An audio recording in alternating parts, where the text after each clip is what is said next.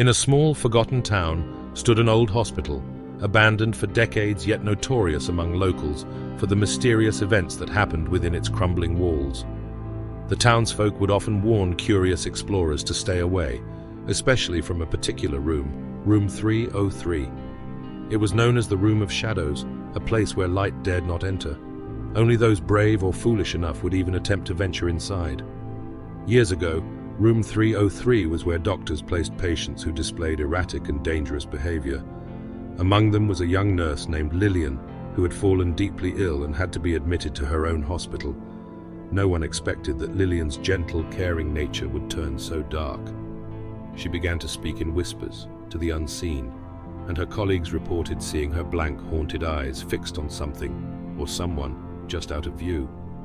But what scared them most was that, as her illness progressed, her personality transformed completely. She would scream at empty corners, mutter curses, and even laugh. Then, one night, a blood-curdling scream echoed through the halls. By the time the nurses and doctors rushed to her room, they found Lillian lying motionless, her face twisted in terror.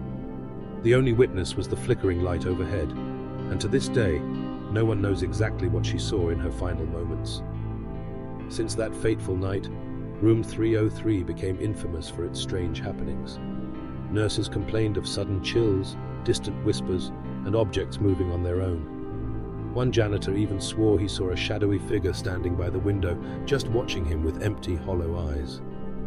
A few years ago, a group of young investigators dared each other to spend the night in Room 303 to uncover the truth. They laughed it off, thinking the ghost stories were just that, stories. But as midnight approached, their laughter faded. They heard scratching sounds coming from the walls, low whispers calling their names, and cold, clammy hands brushing against their skin. One by one, they felt the weight of unseen eyes bearing down on them. By dawn, only one of them managed to stumble out of the room. His face was pale, and his hands trembled uncontrollably.